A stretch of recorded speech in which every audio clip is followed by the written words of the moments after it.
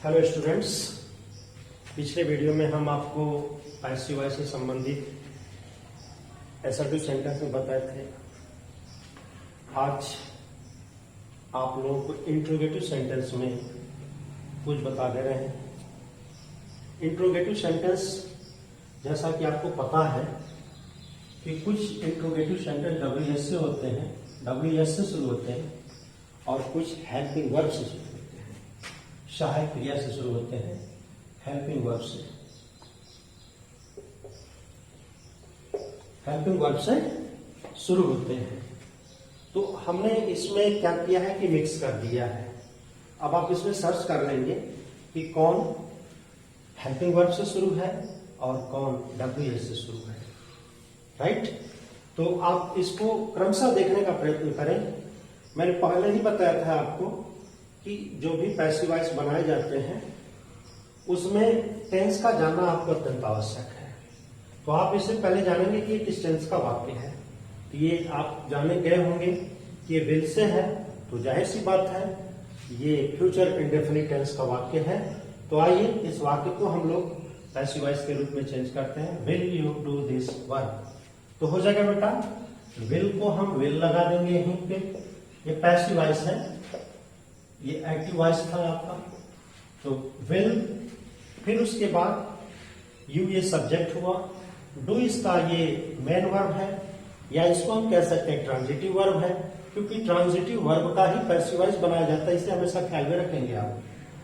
तो डू, फिर उसके बाद ये दिस वर्ब जो है आपका ऑब्जेक्ट है। ये क्या है? This verb object. तो आप ऑब्जेक्ट को लाएंगे will this work, will this work. फिर उसके बाद फ्यूचर इंडेफिनिट टेंस का जो एक्टिव वॉइस के लिए सहायक क्रिया होती है विल होती है, लेकिन जब हम उसका पैसिव वॉइस में सहायक क्रिया बनाते हैं तो विल बी हो जाता है, यानी इसमें क्या लगा देंगे? बी लगा देंगे। तो will this work be done, will this work be done. फिर उसके बाद लगा देंगे बाई, बाई के साथ अब यू सब्जेक्ट है यहाँ, इसको ऑब्जेक्ट बनाएंगे, ये हो गया बाई यू। तो ये आपका पहला passive voice clear, right. Next, why have you taken my pen. अब यहाँ पे आपको समझना होगा कि किस टेंस का वाक्य है। जिस वाक्य में है, जिस इंग्लिश वाक्य में हैज हैव आ जाए और मुख्य क्रिया का थर्ड फॉर्म आ जाए तो know it, that is present perfect tense. तो आपको टेंस बिल्कुल ध्यान में रखना होगा। तो why have you taken my pen. आइए फिर इस वाक्य को हम पैसिव वॉइस में लिखते हैं। व्हाई लगा देंगे, व्हाई, फिर उसके बाद ये माई पेन, माई पेन क्या होगा? यहाँ ऑब्जेक्ट होगा। तो माई पेन सिंगुलर है, इसलिए हम यहाँ पे क्या लगाएंगे? सहायक क्रिया हैज। तो why has my pen, my pen, my pen been taken, been taken, TAKEN, been taken. अब फिर ये सब्जेक्ट है, इसको ऑब्जेक्ट के रूप में लाएंगे, और ऑब्जेक्ट के रूप में जब लाते हैं तो उससे पहले हम पैसिव वॉइस में बाई लगा देते हैं साथ में। इस प्रकार से ये आपका दूसरा पैसिव वॉइस हुआ। Why has my pen been taken by you. Hindi में अर्थ अगर समझे इसका तो why have you taken my pen, तुमने मेरा पेन, तुमने मेरा कलम क्यों लिया है। तो इसका अर्थ हो गया why has my pen been taken, तुम्हारे द्वारा मेरा पेन यानी मेरी कलम क्यों लिया गया है, लिया गया है। तो ये ध्यान में रखेंगे, लिया गया है, लिया जा चुका है। फिर अगला है who taught you English. Who taught you English, इसमें बेटा हु वाला जो वाक्य आता है इस पर 3 ग्रामरियन का नाम आता है। एक आता है PC रेन का, एक आता है टर्नर का, एक आता है JS आर्मर का।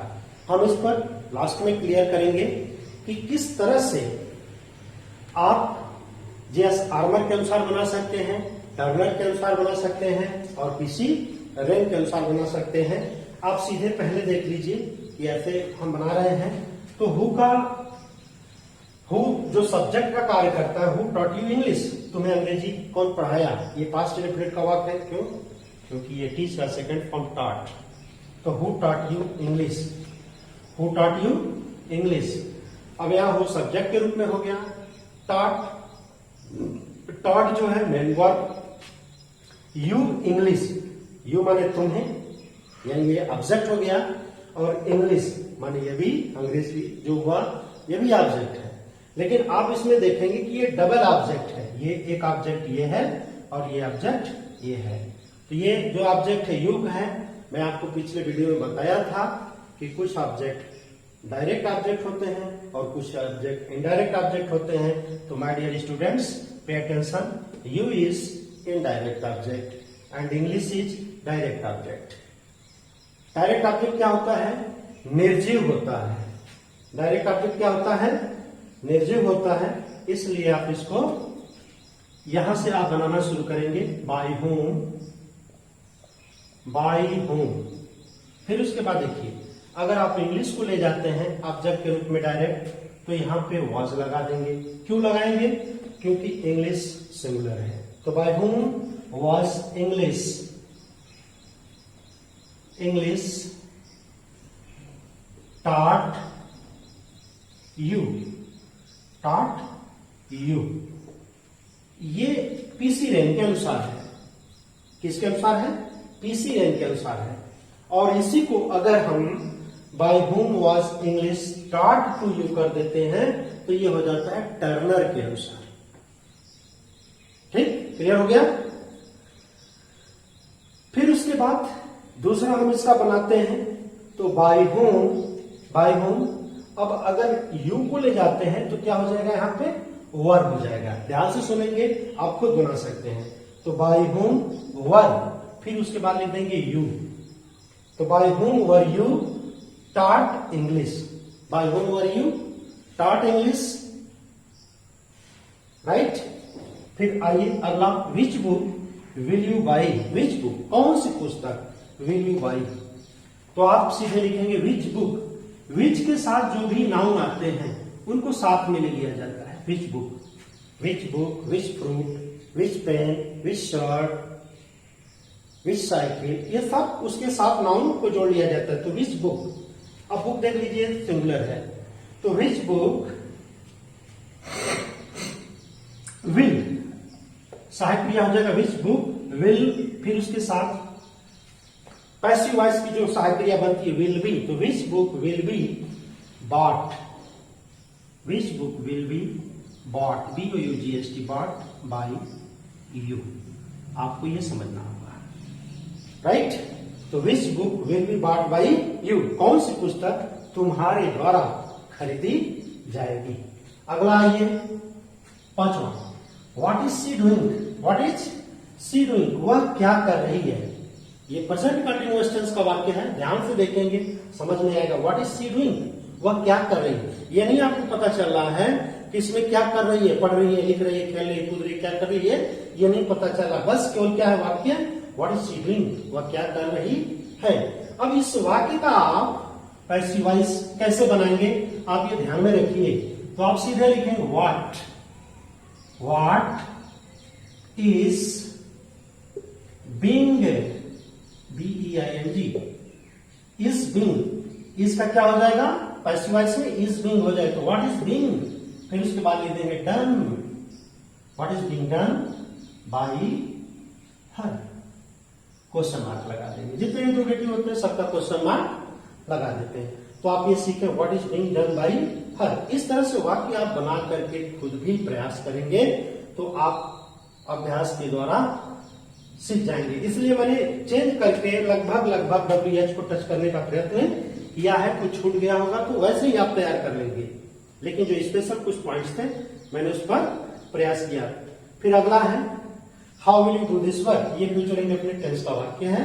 How will you do this work, तो आपका इसका पैसिव वॉइस हो जाएगा हाउ विल, हाउ विल, फिर उसके बाद ये ऑब्जेक्ट ले जाएंगे दिस वर्क बी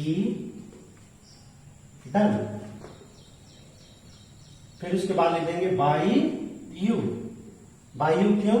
क्योंकि यू यहां सब्जेक्ट है, जब इधर आएगा तो ये ऑब्जेक्ट के रूप में होगा और ऑब्जेक्ट से पहले हम बाय का प्रयोग करते हैं, राइट।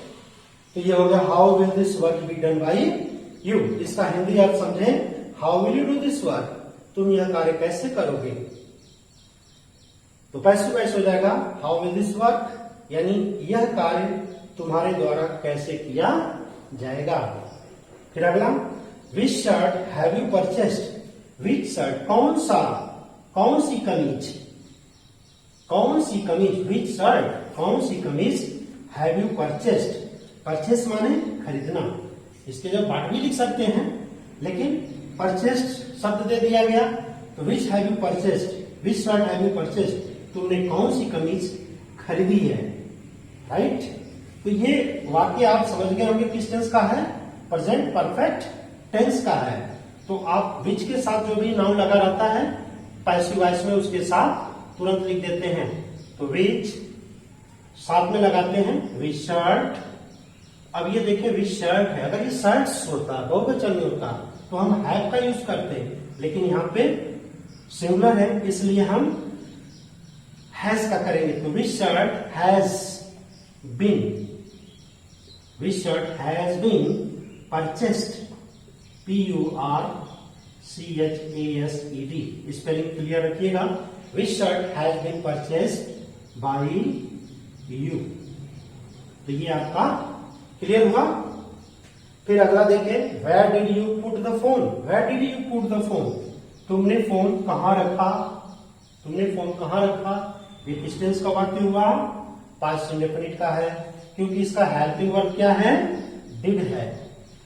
जिस वाक्य में डिड आ जाए तो वह वाक्य पास्ट इंडेफिनिट का हो जाता है, और डिड के साथ जहां डिड का यूज होता है उसका मेन वर्ब फर्स्ट फॉर्म में यूज होता है। ये याद रखें, टेंस है, टेंस को याद रखना बहुत जरूरी है। यदि टेंस आपका याद नहीं रहा तो निश्चय ही आप न पैसिव कर पाएंगे और ना ही आप इनडायरेक्ट में भी बदल पाएंगे, या कभी आगे आप चल करके चेंज में बदलते हैं तो भी नहीं कर पाएंगे। इसलिए डियर स्टूडेंट्स, निश्चय ही आप पूरे टेंस को तैयार कर लें एक बार। तो आइए, where did you put the phone, तो वेयर, वेयर, फिर उसके बाद द फोन, ये ऑब्जेक्ट है, तो वेयर वाज, क्यों होगा वाज, क्योंकि डिड पैसिव वॉइस में वाज हो जाता है। तो where was the phone, PHON, phone, put. अब ये पुट थर्ड फॉर्म में है, पुट पुट पुट, जैसे put put put, cut cut cut, shut shut shut, ठीक है। तो ये कुछ क्रिया ऐसी होती हैं जिनको हम याद रखते हैं। तो where was the phone put by you, by you, तो ये आपका रहा।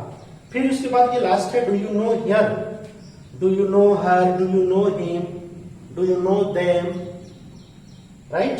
तो आप इस वाक्य को कैसे करेंगे आप ध्यान में रखें। डू यू नो हर, क्या तुम उसे जानते हो, क्या तुम उसे जानते हो। तो हर यहाँ पे ऑब्जेक्ट के रूप में है, तो इसके लिए हम सहायक क्रिया पैसिव वॉइस में इज बना देंगे, इज। फिर उसके बाद इसका सब्जेक्ट हम बनाएंगे इज शी, और उसके बाद डियर आपको ध्यान में रखना होगा कि मेन वर्ब जो है नो का नोन हो जाएगा, KNOWN, और नोन के बाद जो है हम प्रीपोजिशन टू लगाते हैं, known to, known to you, known to you. बहुत से बच्चे ये सोच रहे होंगे कि ऐसा हो जाए कि do you know her, is she known by you, is she known by you, is she known by you. ये ठीक है कि आप जैसे ट्रेडिशनल आप बनाते चले आ रहे हैं तो इसका हो गया, लेकिन कुछ ऐसे वाक्य होंगे जो आगे चल करके इससे आपको थोड़ा सा नियम से हट करके काम करना होगा, जिसे हम एक्सेप्शनल कहते हैं। तो यहाँ पे नोन टू का प्रयोग होता है, नोन के साथ टू लगाए जाते हैं, तो इससे नोन टू यू। तो इस प्रकार से आपको ये मैं कुछ एग्जाम्पल इंट्रोगेटिव सेंटेंस पे WH के साथ हेल्पिंग वर्ब का दिया, आपको समझाया। अब आप अपने अंग्रेजी ग्रामर की किताब में कोई भी एक्सरसाइज इस तरह से जो आपको मिल रहा हो, ग्रामर की किताब कोई भी हो, चाहे एक्सीलेंट हो, काका हो, या जो भी आपके पास किताबें उपलब्ध हो, आप उनसे करिए। ये सारी चीजें वॉइस के संदर्भ में दिया रहता है, ये परीक्षा के दृष्टिकोण से भी इंपॉर्टेंट होते हैं, और ऑर्डिनरी अगर हम अंग्रेजी बोलना चाहते हैं तो हमें इसका प्रयोग करना पड़ता है, और जानकारी के लिए बहुत आवश्यक होता है। तो आज इसमें हम इतना पर ही ब्रेक देते हैं और फिर कल हम अगले टॉपिक के साथ आपसे मिलेंगे। Thank you very much.